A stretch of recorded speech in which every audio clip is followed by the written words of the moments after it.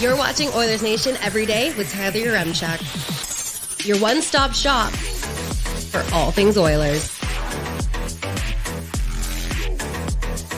It is Game 5 of the Stanley Cup Final, and there is only one thing I care about: dragging them back to Alberta. Let's get into it with the lead.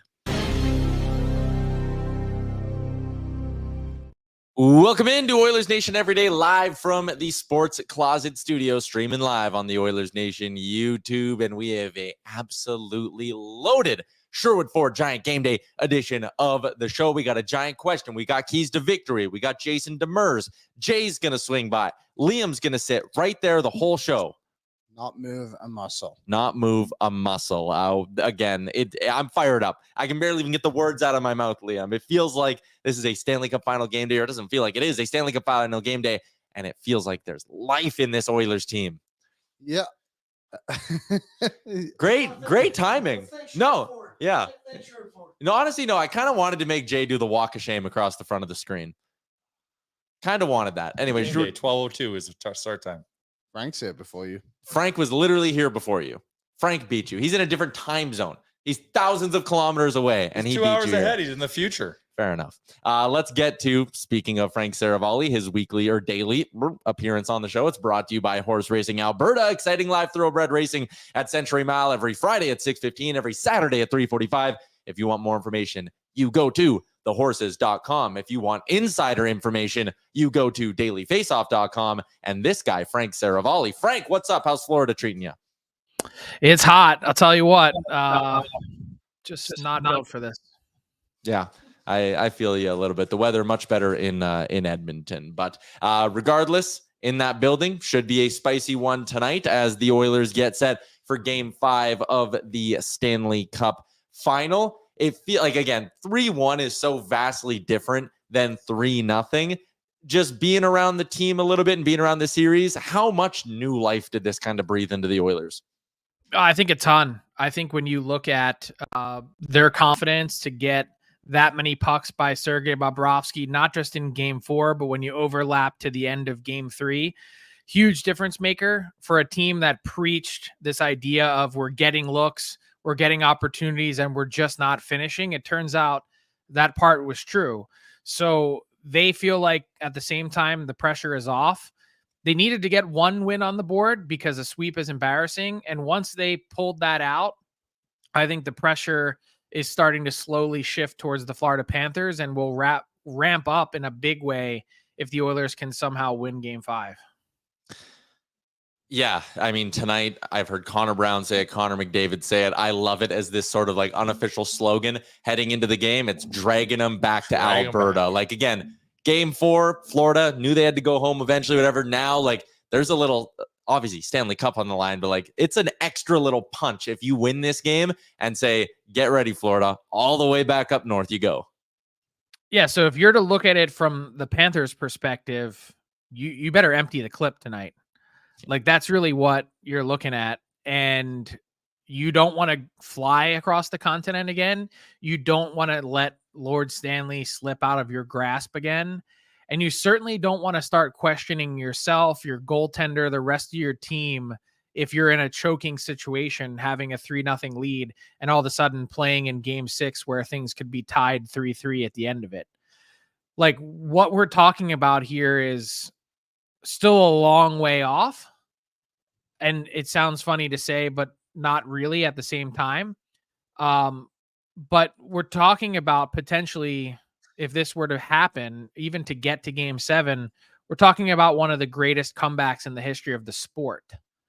That's what the Oilers are staring down, the mountain that they need to climb. And that's what the Florida Panthers are sort of trying to push aside as they enter Game 5 with the cup in the building again.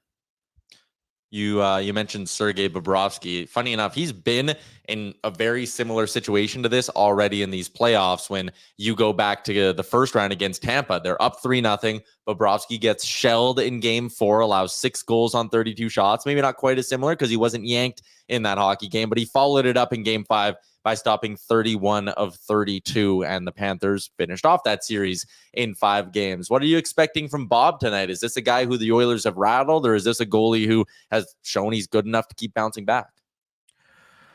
I first met Sergei Bobrovsky in 2011. He was undrafted. He was in a development camp with the Flyers, and someone said, hey, you better go to this prospect scrimmage that the Flyers are having between themselves and the Washington Capitals. It was a sleepy day in September. No one was really paying attention, but someone said, I bet you that guy is going to be starting games for the Flyers this year, a team that had been searching for a goalie forever. He is the most dedicated, dialed in, focused player that I think I've ever been around. It's almost robotic how focused he is. And I say that in a totally impressive way. Like, that guy is laser focused. And that's probably why a game 4 of that magnitude hurt so bad. But at the same time, I don't think he's one of those people that spends a lot of time dwelling on it. I bet you the way that game played out, it was probably pretty easy for the Panthers to flush, because you're not really spending much time thinking about what could have been or what might have been. You're just saying, we got trounced, we're moving on. And I think Bobrovsky's probably in the same vein. I think it's way more likely that Bobrovsky bounces back in a huge way than the Oilers putting another 5 or 6 spot on the board and having him be pulled. Yeah, like, I don't think anyone, even the most optimistic of Oilers fans, is going to sit there and say, hey, go beat them 6-2 tonight or something crazy. I think everyone recognizes that this is going to be a much, much tighter hockey game. So on that note, what do you need to see from the Oilers in this game to maybe counteract the fact that Bobrovsky and the entire Panthers team will likely be much better? It's really not difficult to chart a path, right, for the Oilers. Let's just start with the power play. 1 for 16 in this series. One power play game could get this series closer to level ground. Just that alone.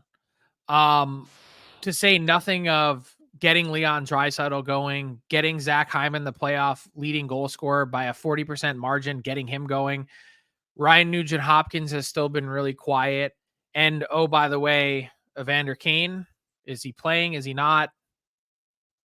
That question sort of lingers. I think the Oilers had clamped down on Chris Knobloch and the information that he's sharing.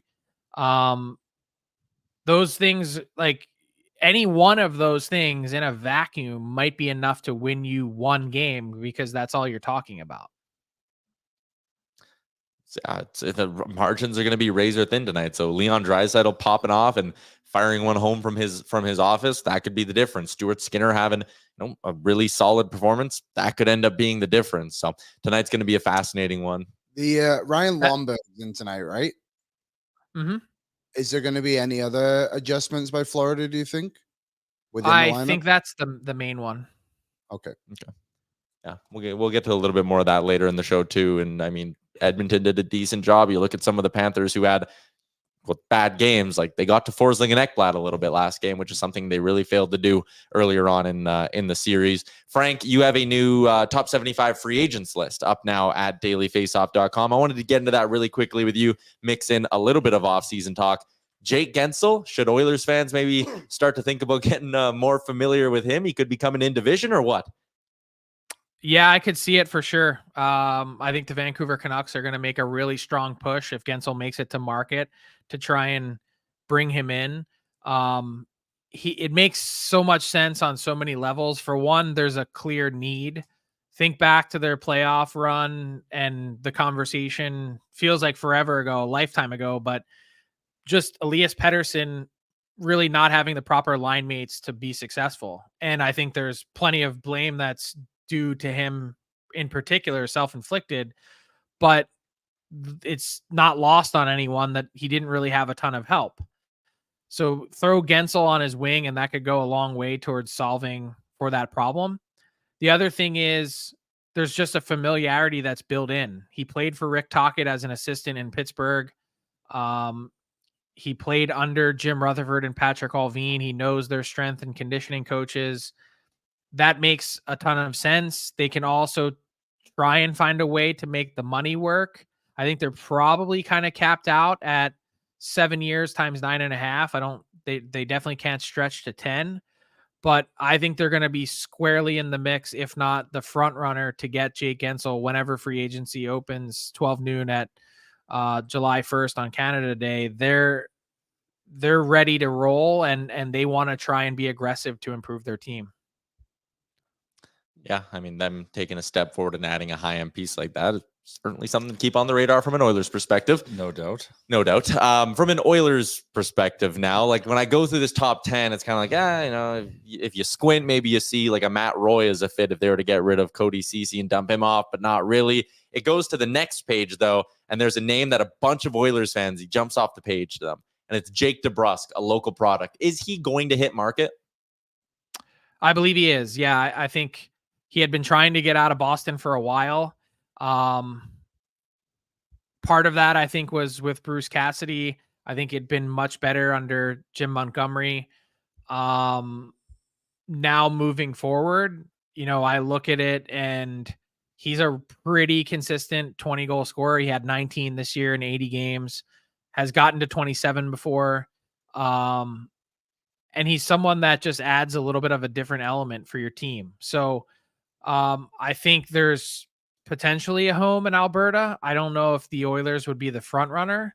Wonder about the Calgary Flames, because they talked openly. Craig Conroy back in March with me at the general managers meeting said, I'm going to be active in free agency. And if you're thinking a midterm deal, 3 years, 4 years, whatever it might be to help tide the Flames over, DeBrusk makes a ton of sense as someone that can come in and help supplement their scoring. So I could see that for sure. I could see the Oilers kind of dabbling as they continue to try and, strengthen their team on the wings, but he's going to certainly be a player that's in demand.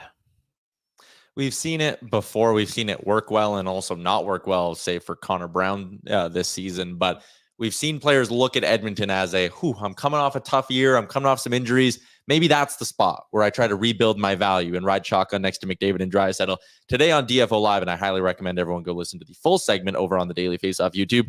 You kind of just sprinkled it out there. Victor Arvidsson. Is he maybe, he was a pain in the ass to play against in the playoffs the last number of years, but is he maybe a guy who could look at Edmonton and go rebuild my value in the top 6 coming off some injuries, take a 1-year deal kind of thing?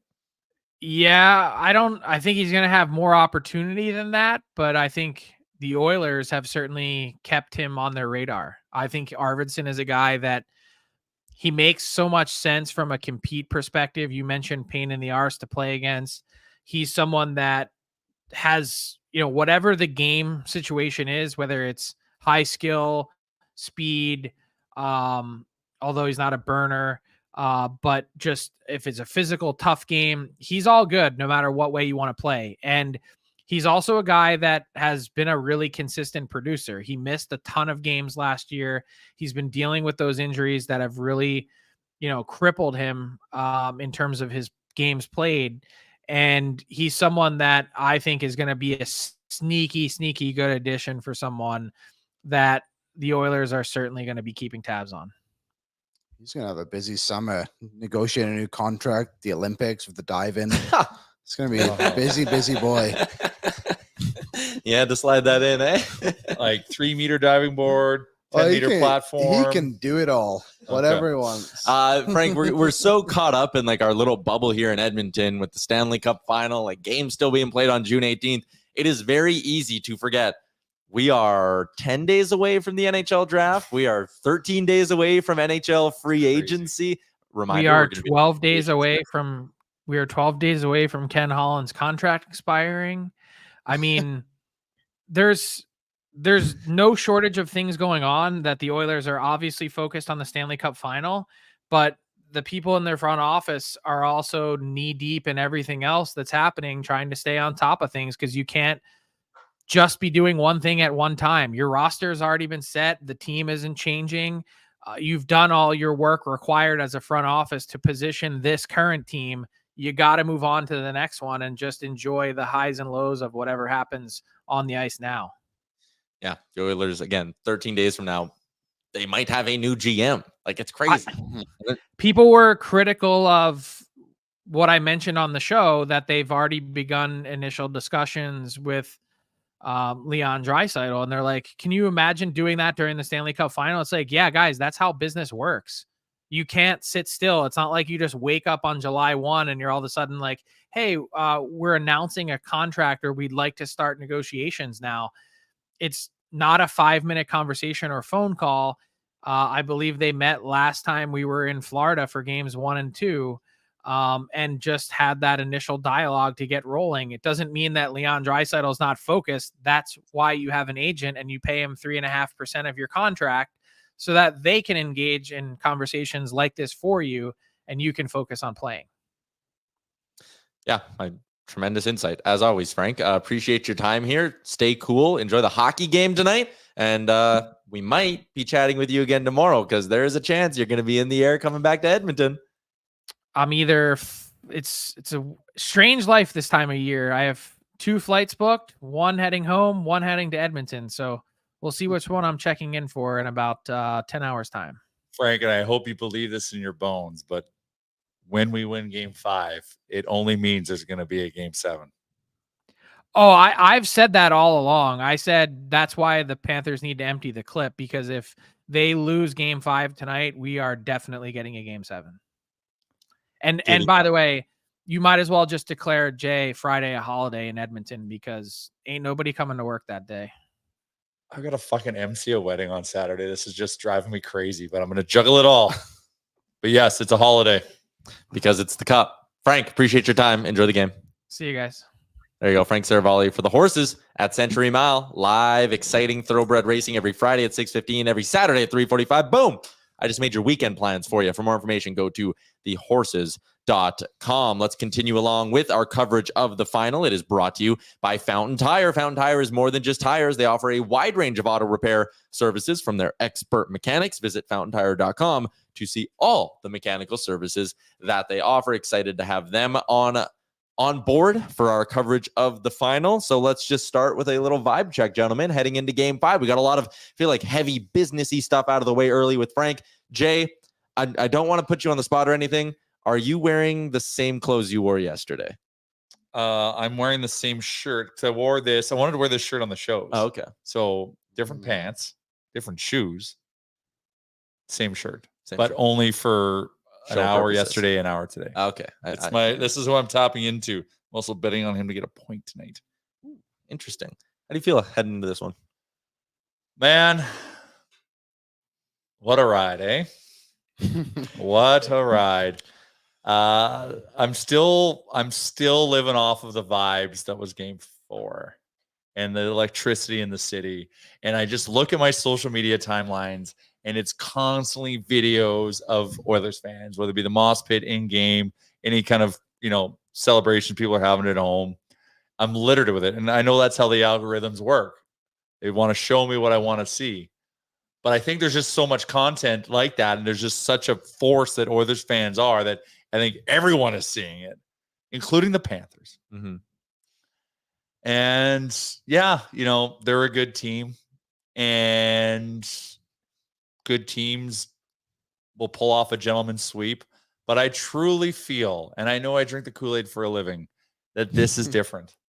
I feel like the coverage, even the coverage and the narrative about the reverse sweep, is different than it is in any other series where you've seen like this. There's something in the universe, there's something in the ether where, I feel good? Yeah, I'm nervous as shit because it's an elimination game. But I firmly believe that the Oilers can go and pull this off tonight. And it's not because, do I expect Bobrovsky to bounce back? Absolutely. But I feel like the team is taking a different approach to this game, and we saw it in game 4.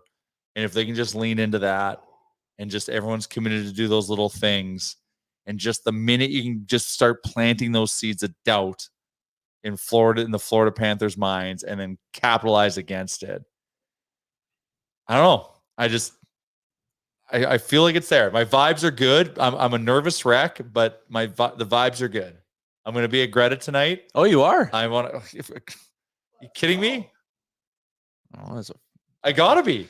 okay. I gotta be amongst the people. I Hell gotta yeah. feel the energy. You know where I'm going to be tonight? At Greta. Well, as we all should be. You know where I'm going to be tonight? Where? At Greta. No way. Like, let's go through this together. So, anyways, long-winded answer. I've never seen the Oilers win a game at Greta. So what do you guys want me to do? Do you want me to come or not? They put bananas on the menu for you. Really? Did they? That's believable. Hold on. I could say yes and easily solve that. Just have a basket No. of bananas on the bar. Were you not there game? Sorry, the only one I've been there is game 6 against LA. I've been to 5 now, I think, throughout sounds like watch they're, buys, and I'm 1 for 5. sounds So like what do they're you guys want due. me to do? I think they're due. You know, at some point, you know, I went to game 4 not following my wore a different hat. Didn't have my little medallion that that Goat and the boys made for us in round 1. I said, fuck it. I'm like, Jesus, take the wheel. Let's go. And we won 8-1. And you know what? I don't think it matters, Liam. I think mean, this is. probably I think doesn't. this is on the determination of the Oilers. And when I keep hearing them, we got to drag them back to Alberta. Like that is just the La Bamba mentality that we need to be able to pull this off. Because wouldn't this be magical for the Oilers to pull this off for many reasons? Right now, Canada is doing the opposite of what BP's wants. They're now shitting on the Oilers because we're going to get swept. Oh, of course. They're not teaming up for the win. They're ganging up for a loss. They're ganging up for a loss. Like, yeah, no, and just like we thought Oilers are fake. They're going to get swept. Okay, they won't get gentleman's sweep. There'd be no better like rise from the ashes to reverse sweep and then just middle finger to the rest of Canada in a nice, kind way. And like this, like, and just think of the effect that would have. Because right now everyone's piling on thinking that this can't be done. And if they do it, that would just be so monumental that like no one could ever take that away from us. And anytime another fan tried to shit on us, they would have 0 legs to stand on. 0. So there's a lot at stake. And that's why we all got to stay positive, us Oilers fans, and try to manifest this. Mhm. So this is very cool. It's a very interesting time. My middle fingers would not be polite, to be fair. Mine would be a big one to everyone. Like I do get emotional at the games, and when we come back or making a comeback or we do something good, I do drop a lot of F-bombs, and I'm yelling at like Florida specifically when I do that because it's an emotional time. A little bit of breaking news from our boy Frank Seravalli as he pops off the show.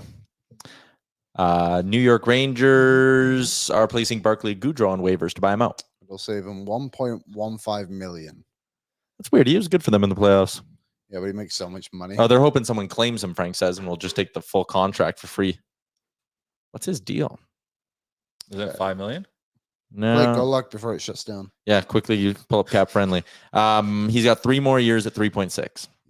Probably So not. Worth it. no one's probably touching that. Anyways, a little bit of breaking news from Frank, not to cut off your very passionate speech That there, got me Jay. fired up, Jay. Yeah, You're people in getting the me fired chat. Do you have your contacts in? Can you read the chat? People are fired up.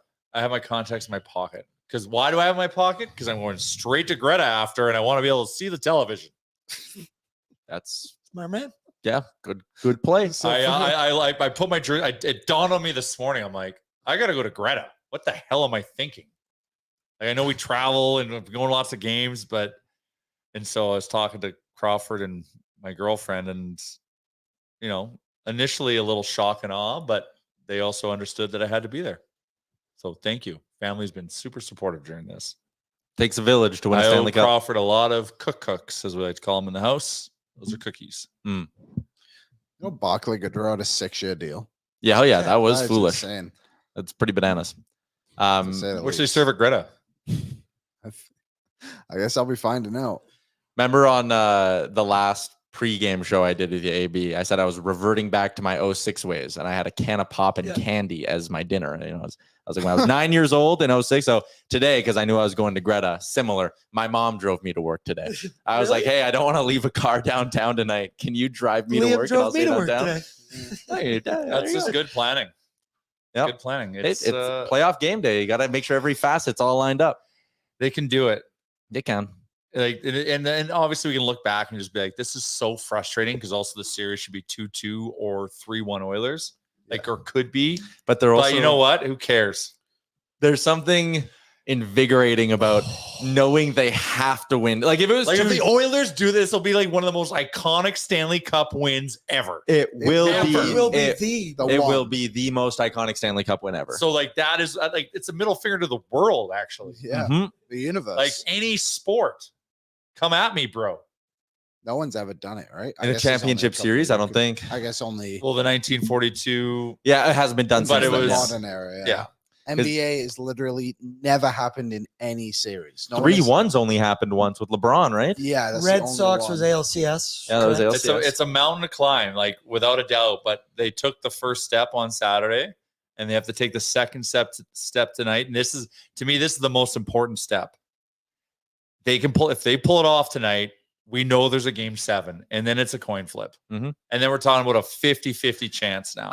You are making me a little bit nervous guaranteeing a game 6 win before game 5 happens. I do want to put that out there. But it goes back to, we're going to put so much goddamn energy into that building on Friday night that, the Oilers are going to be, they'll find that next gear that's tough to find. Mm-hmm. And I just said, like, that was a really good chance you win game 6.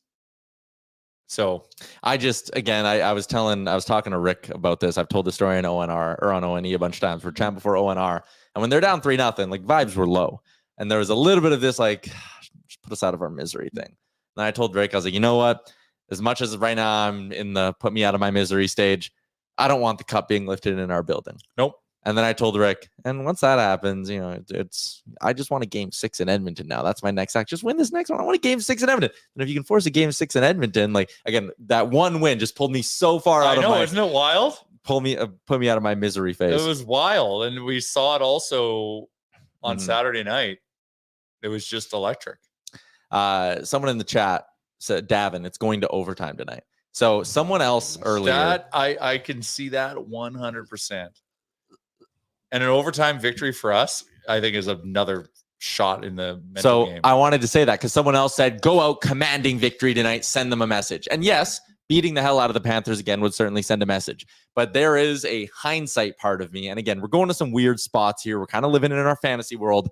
But if you could win this one and like Stu steals it maybe, like a 38 save Stuart Skinner 2-1 win, that does, I think, almost more damage. 100%. Like I would be dead in the moment having to live through that.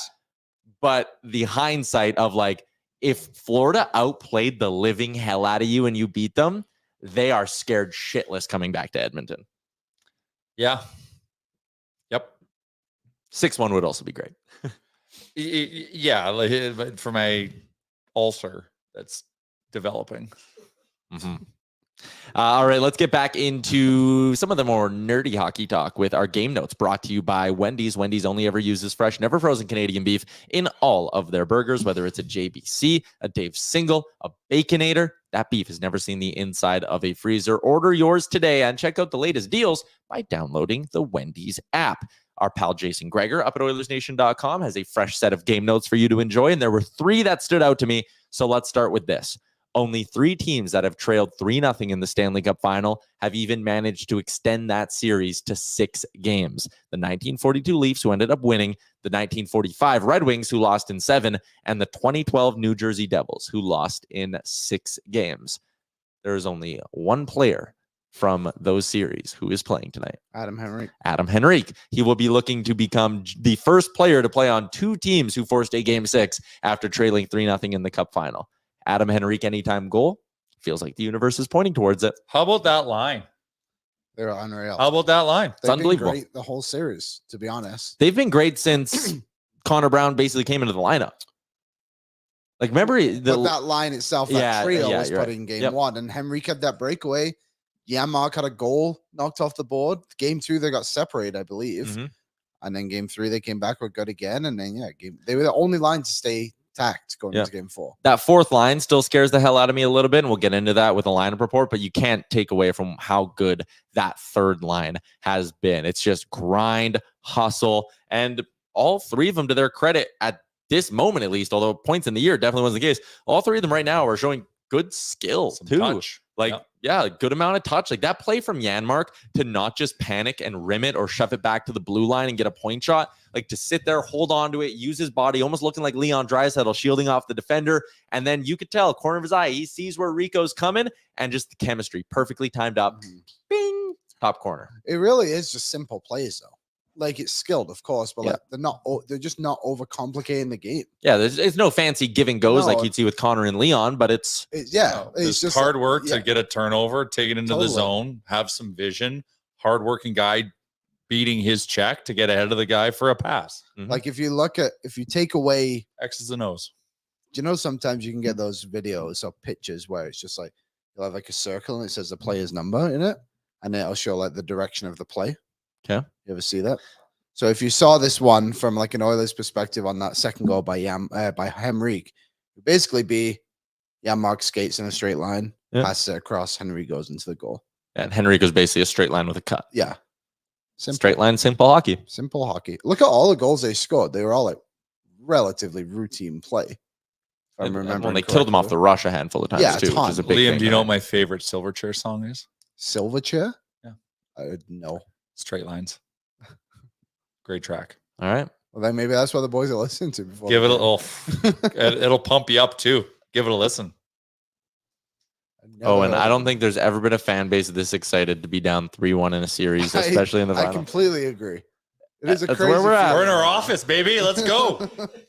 The Uh, fact these players keep coming out and being like, "We love being in these situations," also scares the crap out of me. Oh, too. it's nervous as shit, but holy Yeah. cow, if we can win tonight, woo! Game note, Everyone starts thinking. Yeah. Everyone starts thinking. game note number 2.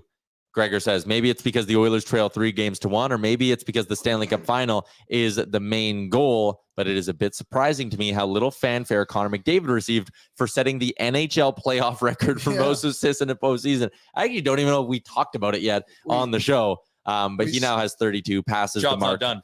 The only time we spoke about it is when we asked Frank if he could win the Conn Smythe. Yeah. I was on the big program yesterday with Kevin Carrick. Oh yeah. And he asked me, he's like, "What did you think?" I was like, "I don't think I've ever seen someone accomplish so much and get so little for it." He literally set the Like- record for assists. And yesterday our Guys was setting conversation, 88. yeah. And yesterday our conversation with Frank was like, so what has he been? The third or fourth best Oiler in these I know. playoffs? Like, what are we doing? And he was obviously asked about it and he shrugged it off. But when we look back at this, no matter what happens, it's like an incredible accomplishment. Yeah. Aiden, he's only 9 points away from Gretzky's all-time record. Yeah. 3 points a game. I mean, games. To He's- pull this off, Supernova Connor is probably required. I want to, like, when I think about that, and again, my brain's taken me to some weird places over the last couple of days. Mhm. But when I think about that 9 more points, and then the 3 more games to do it, and him doing it, and what that 9th point could be, it makes me want to throw up. I literally dreamt that we won game 5. And then like woke up stressed out that I won it because I didn't see my dream through to like what happened in 6 and 7. And that's why I woke up like, I gotta go to Greta. Amen. It's because I have traveling to Florida on the brain. I had a dream last night that I took one of those aqua planes to Disney World. What could that mean? An awkward, like one That lands on the water. And then I Can woke. you do that? I don't know. Oh. But that was I had like a super vivid dream about it last night, and I forgot all my bags. And then right as I was about to hit the water, my alarm went off, and I was like, I'm late for a meeting. So one other Yeah, you're- thing that happened last game that weird. is, I've not heard any of this. So McDavid has the most points in the playoffs with 38 since Malkin in 2009 when he had 36. Like That was their 15 years. breakout cup. Yes, it was. And then, so if McDavid gets 2 more points when before this run ends, he would only be the third player ever to have 40 points in a playoff run. Shockingly, Gretzky and Lemieux are the other two. Daryl Sutter just put in here, McDavid almost has as many points as Huberto had in the entire regular season in the playoffs. So McDavid, 38 points so far in these playoffs. The record is 47. Oh, that's insanity. Now, to Gretzky's credit, he would have played at a time where there were still best of fives, right? Granted, the Oilers probably would have swept a shitload of teams anyway. So 1993, he was on the Kings. Did they go? How far did they go that year? Isn't that the year the high stick and they didn't went get to the called? finals. Oh, they did go to the finals. Yeah. Okay, because he had 40 points that year. And they That was the beat last time. that was the year they beat the Leafs with the Gilmore high stick. And they didn't win the cup. Who'd they and lose that to in the was cup final? Montreal the last time a Canadian and team won. Montreal did the illegal curve on McSorley. Oh yeah, that was a crazy What a playoffs. year. What a year! Oh, Montreal won in 5. All right, third note I got for you guys: Mattias Janmark is just the 8th Oiler to score 2 shorthanded goals in one playoff run. Who was the last one? Todd Marchand. Yep. In 1997. Yeah, geez. I was going to guess Persani or something. Wayne Gretzky holds the Oilers record with 3. Messier did it 3 times. Curry did it twice. Coffey did it once. Gretzky did it again when he got just 2. Kevin Lowe did it once, and Esa Tikkanen also did it. How about Kevin Lowe last game wearing a hat that just said 7 on it? Really? Yeah. Love it. He was just outside signing autographs, I think. I'm sorry, in the, what's it called? Ford Hall.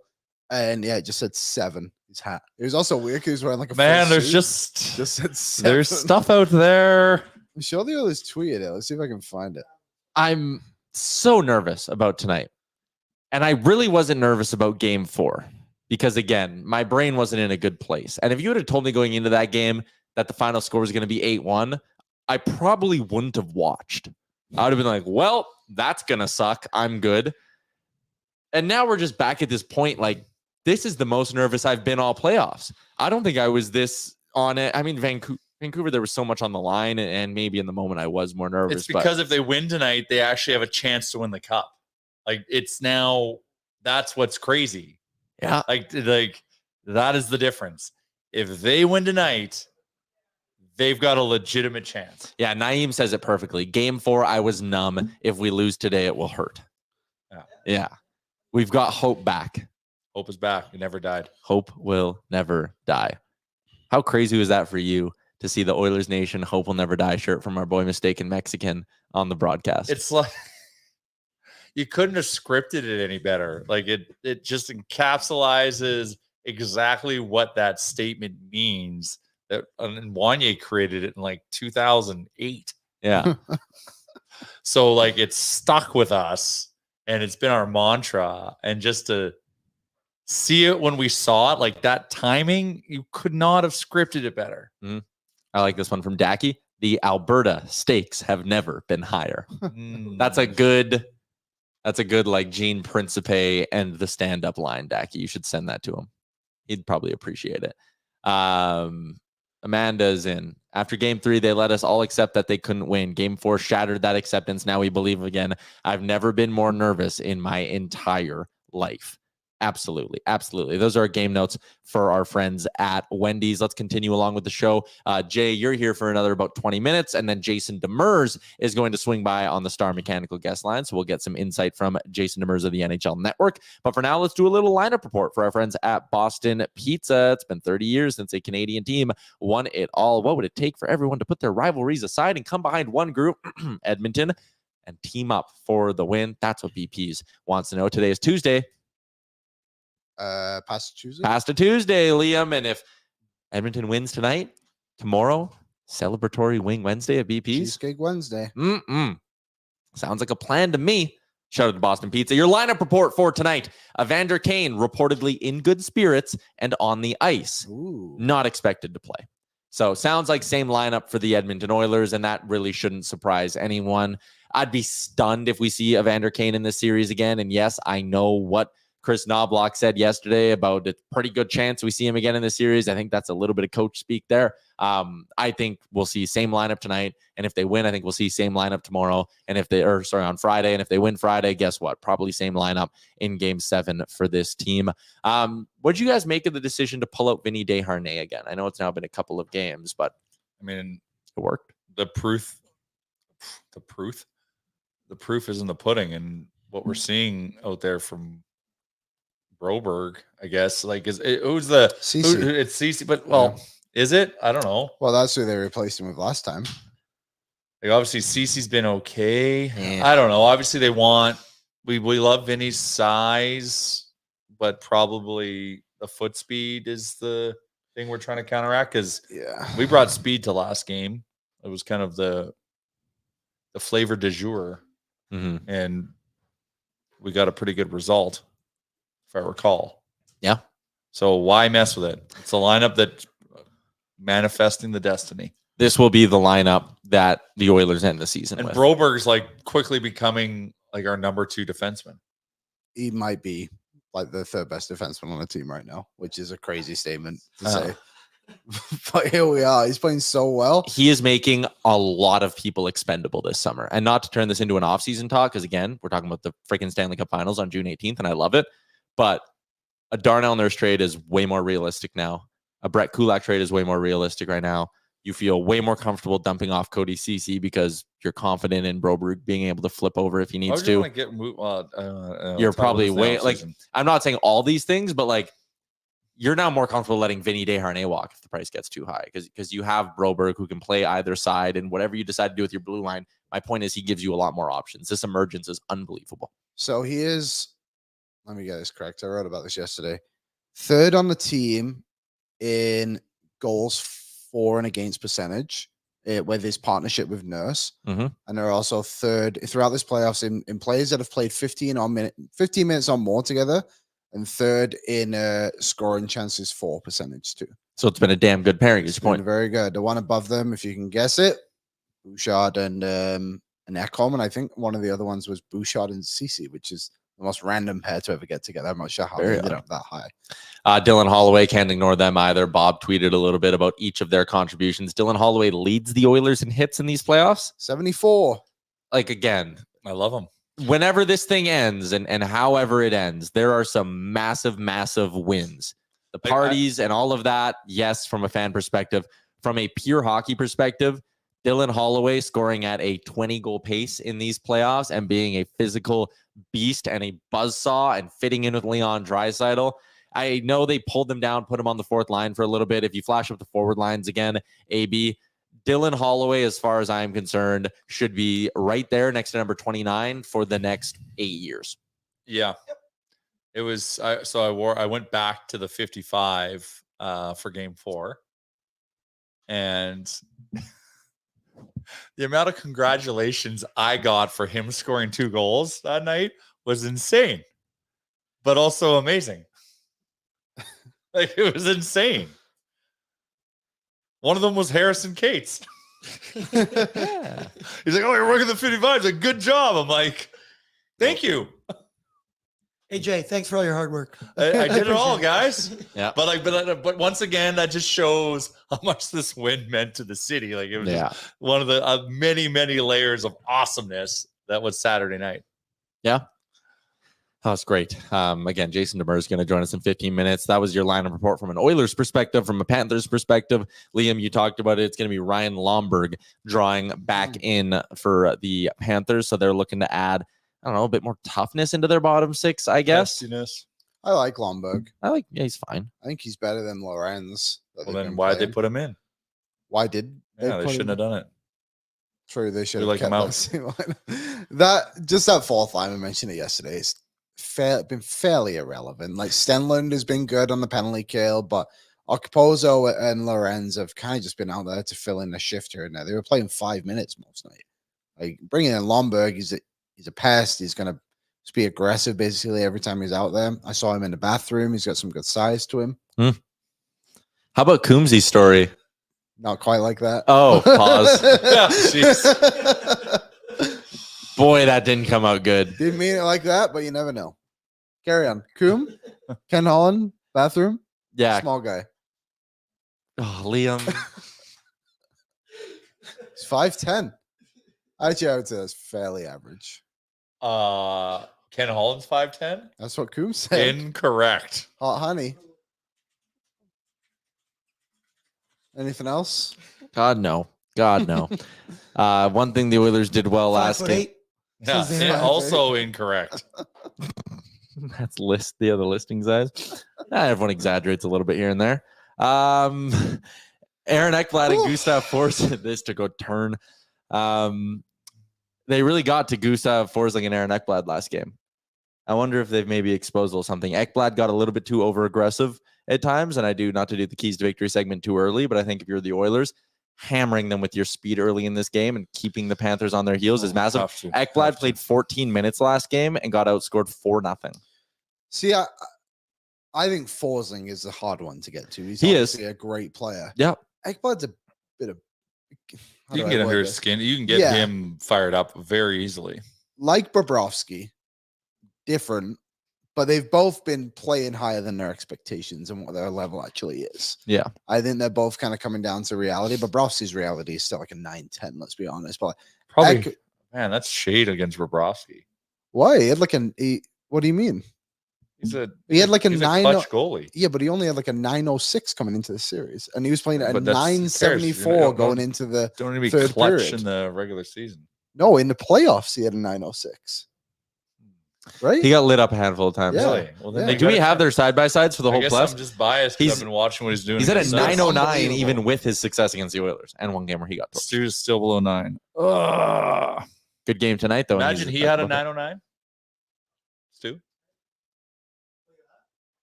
There's the final. Imagine he had 909. Stuart Skinner's games, I thought this was interesting too because Frank kind of brought it up. Skinner in games 5 through 7, so the back half of series so far in these playoffs against LA. In game 5, he allowed 3 goals on 21 shots. So it's one of them was a weird goal. one of them was off the stanchion. So give him a little bit of credit there. It's an 857 that looked better than an 857. I think we could all kind of agree. When he came back in against the Canucks, a 933 in game 6, game 7, 2 goals on 17 shots, made some big saves though. Again, that's an 882 that looked better than an 882 because save percentage can be a real tricky stat. Against Dallas, games 5 and 6, 950 and 971. He was Well, Stu shows up. We need that Stu. I think Stu. Disco Stu. What was the goal they scored last game? How did that one go in? How did the one goal go in? I don't remember. I could remember every single one of ours, but I cannot think of how they scored. Was it? Who scored it? Tarasenko. Tarasenko. Yeah. Oh, deflection on the side of the net. Oh, Yeah. that's right. It Yeah. was kind of Yeah. so like. Yeah, What is he dab and going to tip. do? My point was that you look back at that Dallas game, that game 6, the one that goes off the backboards. It's kind of awkward one, right? When he's dialed in, it really is a case of like he's seeing it, he's stopping it. You said that when it was I think it was game 1 against Dallas, where basically everything. Oh no, it was against LA when he had the shutout. It's like anything that came his way was like unfazed by it. So when he gets in his zone, he's dialed in, but when he falls out of it, it can be uncomfortable to say the least. Yeah. Let's get to a little bit of betting talk for our friends at Betway, where you can get a free bet up to $200 if your first bet loses. Shout out to our friends over at Betway. A reminder, you just simply go, you place a bet with no minimum amount required, and if the bet loses, you'll get a refund up to $200. You can then use that money to keep betting on your favorite sports. This offer is only available outside of Ontario. 19 plus, please play responsibly. You're saying, Tyler, how do I sign up? Where do I go? I'm confused. Just scan the QR code that's on your screen right now, and it'll take you to where you need to go. Get in on some action tonight. Maybe place a little bet on the Oily boys in this hockey game, because guess what? They are coming in as dogs. They are plus 120 on the money line. It's been shifting the line, and the public bets, I would assume, are the thing pushing this, but Florida's becoming bigger and bigger favorites as we creep closer and closer to puck drop, which I find to be a hair interesting, but plus 120 on the money line. Any interest in getting a little cuter than that? Plus 185 on regulation? No, just get the job done. Get the job done. I am all in on money line. Oilers to win. Connor McDavid 2+ points, plus 250. I mean, that's not a bad bet, because if we pull it off, Connor's gonna have to contribute, right? I'm going to go with Skinner over 26.5 saves, minus 125. I don't hate that. Me neither. But do you think the Oilers are gonna win? Yeah. Then why not? Then why not take the plus 120? Because Tyler told me before the show I can't bet on money line anymore. Oh, okay. So now I have to bet. That's things. a fair. I just wanted us to get something more creative than we did. I'm sorry, it's There it playoff is. mode. It's about W's and W's only. Yes, but this segment is about betting. But that's the thing. I'm betting heavily on the money line. I know you are. So no prop. Like I know you're dabbling in the props though. Well, I said Connor 2 points. There you go. Thank you. And That's an- all oh, I sorry, wanted. And an echo point. I like your Rico anytime goal. The Mm-hmm. way that line's playing, it's plus 400 on Betway. Wouldn't hate it. There's another one here. One of the pre-builts on Betway. Oilers to win over 5.5. Hyman to score 6-1. Hyman's due. Hyman and Dryer both do. I know. Like if I was, like if you go into the pre-built bets, you can get into the weeds a little bit, and you can get you can probably find a Hyman Draisaitl pairing. You Plus can 400. plus 400. Yeah. Okay. Oh, I'm on it. I'm all over the place. You could bet on Stuart Skinner game of his life. Is that what it says? No, that's what I'm calling it. Skinner 35 plus saves 4-1. Oh, Skinner 40 plus saves 8-1. No. Skinner and Bobrovsky to both get 35 I already plus went saves. crazy when I said a Skinner save prop. I'm not extending any further than that. Sergei Bobrovsky to allow 3+ goals against Yep. What's that one? minus 110. What? Really? Wow, I thought That's that'd be basically plus. that's Oilers over 2.5 team goals. I actually like that at minus 110 now that I'm saying it out loud. Okay, now we're talking. What else we got? Draisaitl goal and assist plus 300. No. No, not venturing that deep. He's not been. Boot. His hand is clearly a factor in this. Yeah. Ever since he's shown that knuckle thing. Do you know, Mm. since he had his 13-game point streak, he only has 5 points. That's wild. Playoffs. He didn't do much against Dallas. I think he had 3 or 4 points. Quiet it down. And then quiet, obviously, so far in this series. I think our finger is bugging him a bit more than he's let on. Yeah. There was one with the shots on goal. I don't mind mixing in one of those. Both Bush and Draisaitl to get 3 shots comes in at plus 175. I don't hate that as a Change little the battery dual play. pack. All right. Give Throw me up a an moment. ad read or something. Give me a moment. We'll keep cruising. I thought we had the hardwired battery. I thought he was in that too. You mean plugged in the wall? Yeah, usually we have our camera plugged into the wall. I guess we don't have our camera plugged into the wall. I think there's another one kicking around out there, Aaron. I'll just keep doing ad reads. Oh, you got it right there. All right, we'll be back in a couple of seconds here. Until then, let me tell you about Alberta's #1 beef jerky company, Will Hawk Beef Jerky. 3 spots in the Edmonton area. If you want to pick it up. If you're out in Spruce Grove, boom, they got a spot there. You're out in Leduc, boom, they got a spot there. Maybe you're coming in from the airport. Perfect. Swing by Will Hawk Beef Jerky. Get loaded up. Also, spot in West Edmonton Mall. The kiosk location makes it incredibly convenient to get your hands on Alberta's best tasting beef jerky. If you're not from Edmonton or you're like, I don't like leaving my house, I want to stay put, get beef jerky brought to me, you can head to willhawkbeefjerky.com and find out more about how you can get it delivered to you. Travels well. I can confirm. Shout out to our friends over at Will Hawk. Shout out to Trent, who I'm sure is just as, if not more nervous than all of us. He's probably in Florida. I wonder if he's in Florida, actually. Mainland the Tim's in Florida. Mainlander Tim's in Florida. I saw Yep. that, and I'm like, Right. damn, I wish I was with him right now. And The Stelters are down in Florida as well. I he saw was him. saying that yeah. they're gonna go to Yard House if you're down in Florida. Yeah, if you I've are seen down that. in Florida, there you go. So Kiwi Cam, He went down? he went down. Oh, that's awesome. And then what's his plan? Is he coming back for game 6 or flying Yes. home? And so for context, I don't know if anyone heard. I know he was on pregame with Boardsy before game 4, but for anyone who may have missed it, this gentleman by the name of Cam, he's from New Zealand. He in 2016 made the pledge to save $100 a month to put away should the Oilers or when the Oilers make it to the Stanley Cup Finals. So he's had 8 years of savings. Mhm. So he's like, my account for this trip is full, so I am going all in. So that's why he's traveling all over the place. And buying tickets? Well, I would assume so. Yeah. I just know he's going down. If you're going all the way down there, you're buying tickets. Yep, that's fair. Fair enough. Should be a rock and run one down in Florida today. Jay, we are going to, I think, let Kick you me go. out? Yeah, we're going to kick you out. All right. What do you Had think enough of all tonight? Give me a key to victory for Shirt Power Sports and Marine before I let you walk out. Honestly, backs are against the wall. Everyone bring their legs. Skate, skate, skate, skate. We saw what happens when we bring our speed.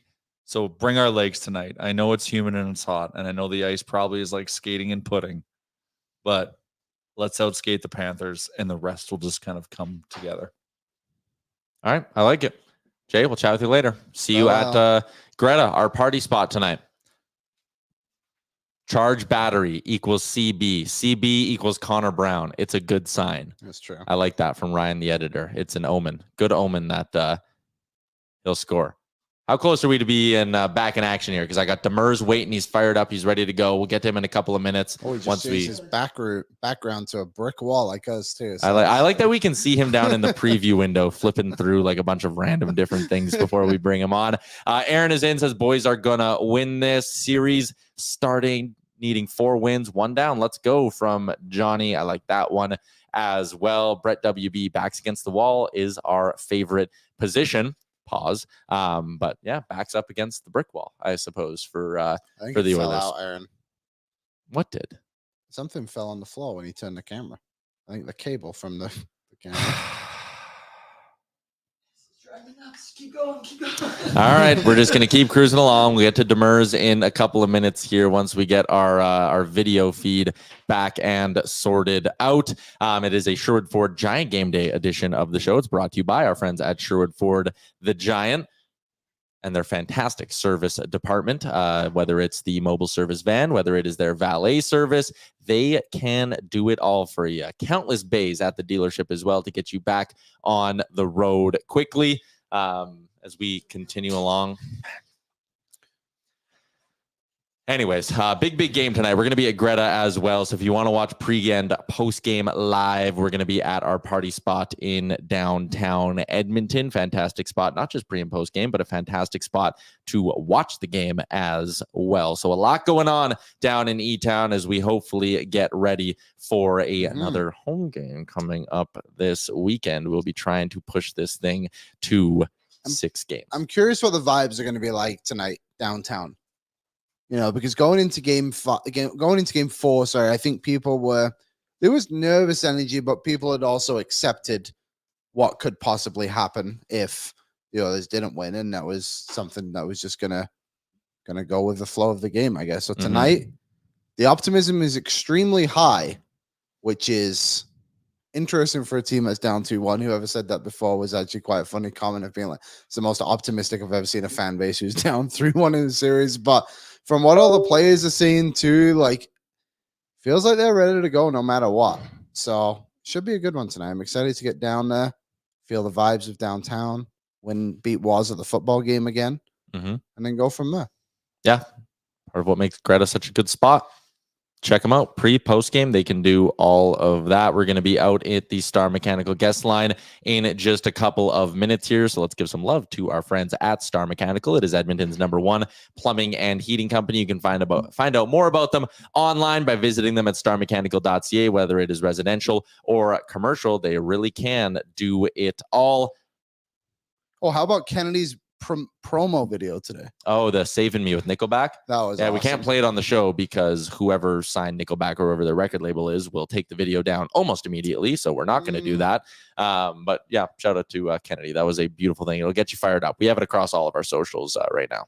Yeah, that was a good one. A little different vibe from what they did in 2006, but just a little bit of Nickelback. That's my biggest gripe of the NHL right now. I love not enough Nickelback. Not enough Nickelback at the arena. Shania Twain, fantastic. What's the other band called again? Our Lady Peace. Great band. I saw them. But good stuff. Okay, we're good to go. Don't want to keep Jason Demers waiting any longer. So let's get out to the Star Mechanical guest line. Bring in our boy JD. Appreciate you waiting along, Jason. What are the vibes like down in Florida? Although you've changed your background to look like this place. The vibes are as good as the Wi-Fi down here, which is horrendous. But they're super confident, super calm. Everybody's saying the right thing. So if Edmonton gets to their Bob a little bit more than the first 3 games. All right. I want to get a pro Oilers take, and then we'll ask you for like an objective Panthers take as well. But what is the biggest reason why Oilers fans should believe in this team heading into tonight? Yeah, I mean, from what I heard, the question should be high. No one's done this before. All right, let's see if we can get JD back on Wi-Fi, because we can't really hear very much of what's going on there. But anyway, shout out to Jason Demers for trying to make it work. He's a busy man, Liam. Bouncing around on the NHL Network.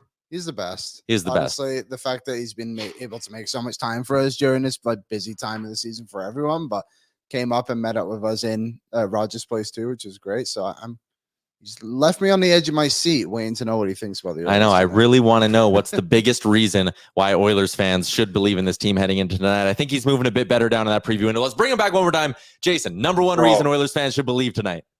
I'm battling Wi-Fi right now. So Oilers got to believe they get to their offensive game, they can do it. Get to the offensive game, get to the stretch pass, get the feet moving, be on the front foot. And if you get a lead in the first, which they need because Florida Panthers' third periods are great, stay on the gas. Don't back off. I love that. From a Panthers perspective now, Jason, what do you think the mindset is in that room following an 8-1 thrashing? Is it almost easier to flush a game like that when it's so out of hand and so bad?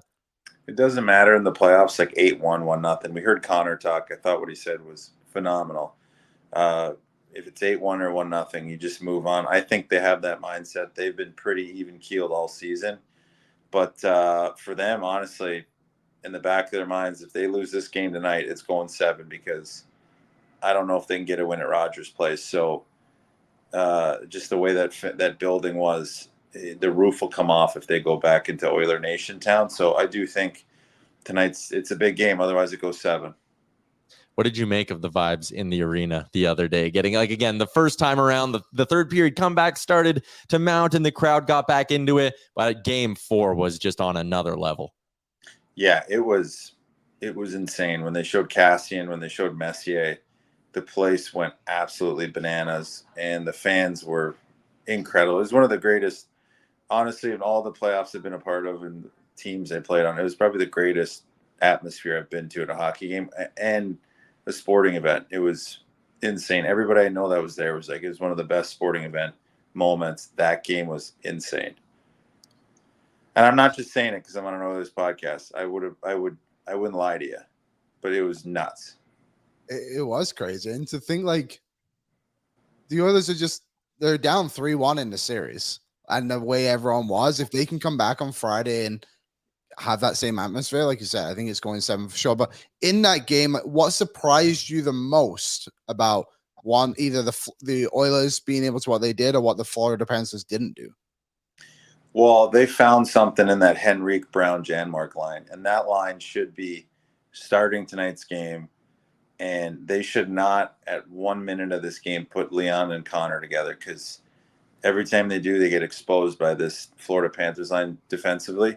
You got to roll with that Janmark line. That Janmark line has been incredible. Connor Brown's been a dog on a bone. And absolutely, it's been the best line in the last 2 games. You got to roll them out tonight, right off the puck drop, and let them be your engine again, because they've been so good. And it's just, they kind of found something with those lines, and you got to ride, keep Connor and Leon away from each other, let them play, roll out 3 lines. You found something that could deal with the depth of Florida. And if they can win that third line battle, I mean, it's going to be an interesting game. Okay, last one I got for you, because I love when you do things on the NHL Network, like break down the strategy and the approach and the system stuff that we just don't really see when we watch the game. Did the Oilers do anything or crack some sort of code in terms of how to attack the Panthers, or was it just simply a night where everything went their way? No, well, they've been kind of getting to him a little bit all playoffs by just stretching the zone and getting that weak side forward to flood. And then when the D are moving it up quick, like three zones away, so basically going from their end all the way to the far blue, they're creating these one-on-one matchups in the middle of the ice. And that's tough for a D-man when you're on an island and you have to basically defend a guy in open ice. It's really tough to be aggressive. And they're buying themselves a little bit of time. And then last game, their third guy, so on the Connor goal, he beats his guy up ice. Holloway beats his guy up ice on the Holloway goal. And then obviously the Henrique goal, he gets underneath the third guy. They found something and broken that pressure of Florida. And also, you got to give props. Stuart Skinner played the puck phenomenally last game.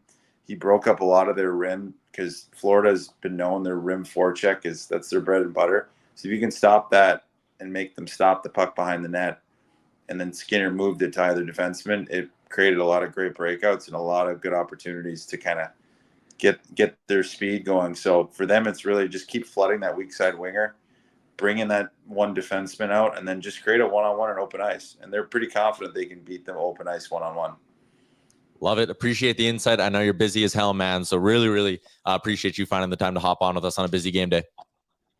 Appreciate you guys, man. I got the 3-piece tonight, so we're going blue. Let's go. Ooh. Oil like up. You like my picture too? Look at that. Yeah. Yeah. We're, It's like we're you're Rogers Place. We're in Fort Hall right now. You're maybe foreshadowing a little bit where you'll be on Friday. Could be, or otherwise we're here. So the better wins. All right, I don't want boys. to ask you which one you'd prefer. Yeah, let's just roll through. All right, appreciate it, boys. Yeah, see you, Jason. Jason Yeah, Demers look, on the Star thank you. Mechanical guest line, starmechanical.ca. Always a trip to have JD pop on a game day. Let's wrap up the show with our keys to victory for Sherwood Power Sports and Marine.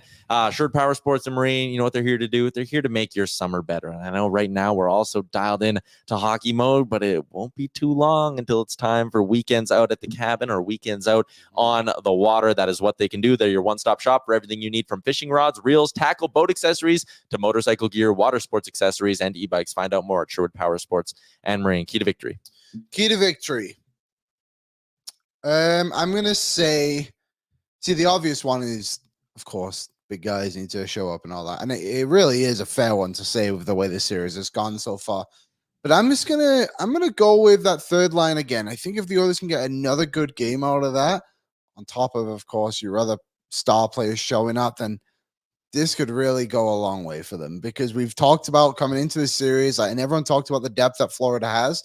If the Oilers can counter that with that third line, which they have, then I think they'll be on their way to a game 6. Yeah, But I think also that's power good. play, goaltending, All that star usual stuff. forwards. I'm going to say the first 10 minutes in this one. I talked about this with Frank on DFO Live, but I think the first few shifts of this game, the first half of the first period, is going to be pivotal for either side. If you're the Oilers and you come out and you can have a dream first start or a dream start and you get the first 2 goals, then Florida's on their heels. We saw last game Florida come unglued. We saw Florida get over aggressive. Like, all these domino effects in Florida's game, like if you get on them early, they'll be back in tonight's hockey game. So I think that's absolutely massive tonight. And then on the flip side, from Florida's perspective, if you can get out and you're up 2-0 and that building's rocking and you just completely leave the Oilers feeling dejected heading into the locker room for that first intermission, then I think you're in a great spot. So I think the first 10 minutes is really going to define this hockey game tonight. And it is absolutely on the Oilers to bring the same energy that they did off the jump in that game 4 against the Florida Panthers. So you got to bring it early. Gotta bring it early. And yeah, there's like the obvious keys. Stu needs to be at his absolute best. Draisaitl or Hyman, one of them at least, has got to wake up in this hockey game tonight. The blue line's got to keep being solid.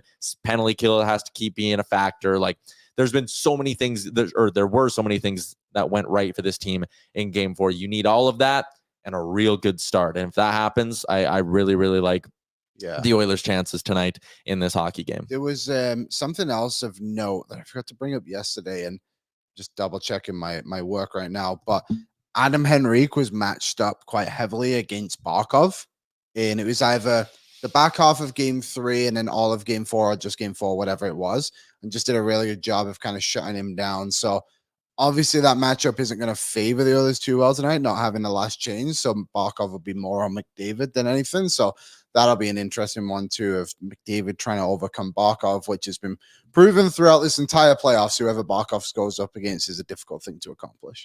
Yeah, so Barkov and Henrique played .554 against each other at 5-on-5 in game 4, and the shot attempts were 8-4 in favor of the Oilers in that stretch. Shots on goal were 3-1 in that stretch. So that Henrique line found a way to dominate the Alexander Barkov line. And tonight, obviously, you don't have last change. You won't be able to pick that matchup, which, again, if Henrique is eating a ton of the minutes against Barkov and not just sawing off, but actually pushing play in the right way, that was freeing up Connor McDavid to do. Connor McDavid things against some less defensively sound opponents. Because if you look at last game, who McDavid spent a lot of his time on ice against, it was actually that Lundell-Tarasenko duo who he played against a lot. And the shots were 3-3, goals were 1-1. But the big thing that stands out was what McDavid was able to do when he was on the ice against Ekblad and Forsling, and it would have been the Bennett line. For that one, I think it would have been the Bennett line. It was 3-0 when McDavid was on the ice against Aaron Ekblad in that hockey game. Significant. Yeah, it's crazy. And sorry, I had the Henrique numbers flipped. He held Barkov to 3 shots on goal in those 5.5 minutes and no goals. Well, just looking through the series when they're going up against it, shots are 6-4, 6 against too. So that's in just shy of 12 minutes on the ice together. So Henrique's actually been a really good factor just looking through this right now. Well worth that first round pick. Yeah, I think, right. I mean, there were different points at the playoffs where he was out of the lineup and hurt. And obviously, Carrick. I mean, people always talk about, you give up a first round pick in the deal and you're healthy scratching Carrick. I mean, Carrick was a freebie throw-in insurance ad. Like he was never a guy who you looked at and was like, he's going to play 20 games in the playoffs and score 5 big goals. So, do you know what they would have said if they didn't get him? Is now we have James Hamlin as our 5th line center. Yeah, you need him. Carrick's been effective. Jones is in 11-7 and move McDavid around. There's no way I'm doing that tonight. It's just not worth messing with something that worked last game. You want to keep the momentum rolling. Keeping the same lines allows you to keep the momentum rolling. Who's this one? Prodwu. Harness the anger of being down 3-1. Play free and inspired. That was something. Like, even when it was 8-1, that team was going out there and playing so damn hard. It was really great to see. I've got a key to victory. Yep. I thought in game 4, I just saw it. The aggressive Florida forecheck. They got big bodies, and my key kind of all series has been handling that forecheck. Game 4, though, you saw that neutral zone stretch pass where they come hard, and the Oilers had a number of chances on the rush. I'm keeping my eyes on that this evening to see if they found something to counter that big Florida forecheck. Prod is in with another one. Carrick was the free case that comes with a new phone. I think that's a nice little analogy to the whole thing there. I thought that was good. You go to the liquor store and say, do you have any giveaways? Yeah. Like, hey, here's a new hat. His name's Sam Carrick, and he owns a maple syrup company. And we have... Did he fight his first game? He did against... That's a good way to make me love you. What was that guy's name? Columbus. I can't remember his name, but he is the Matthew Olivier. Yeah. And he's from Mississippi. Oh, yeah. The first Mississippian to ever play in the NHL, I believe. Curtis, I was hoping for more from Carrick, but I think he's better than D. Ryan. I think it's a coin flip either way. I think they each have their pros and cons. Carrick is a battler, and he'll play physical, and he brings some bite to his game, but he's prone to making some pretty gnarly mistakes with the puck on his stick. Derek Ryan, you don't get those same kind of nasty giveaways. He's a bit more defensively sound. They each have their good and bad games in the face-off dot. Carrick, maybe you give the edge to there, but not enough when we're talking about 2 to 4%. Not enough for me to really care that much either way from a game-to-game basis. So, yeah, again, they've had this rotation.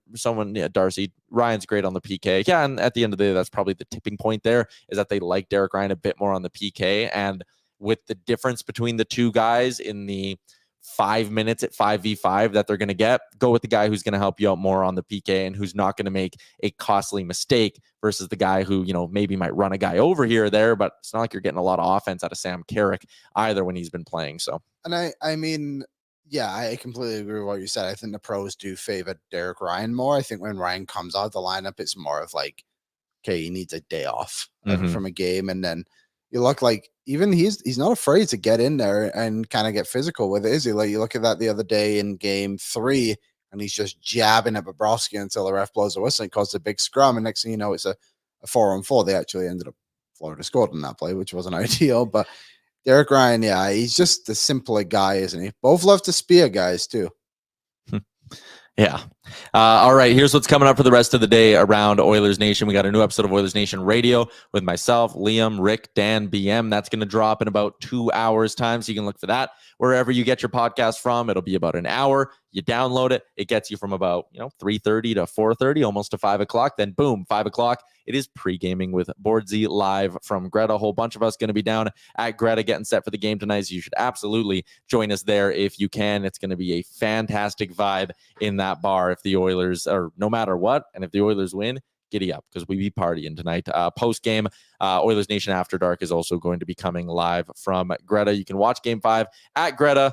hope will never die. And hopefully hope stays alive for one more night. Going to be an absolute blast out at Greta. Big shout out to Jason Demers and Frank Seravalli for swinging by today on the show. And hey, tomorrow we could still be talking about the Edmonton Oilers being alive in the Stanley Cup Final. And there is something beautiful about that sentence. Let's see if the Oily boys can drag them back to Alberta. Thanks for tuning into the show today. A Sherwood Ford Giant Game Day edition of the show. Win or lose, we'll be back tomorrow at noon Eastern. But I think we'll be talking about a win. Oil up. Thank you for watching Oilers Nation Every Day. Hit the subscribe button to never miss a show. And for more, visit OilersNation.com.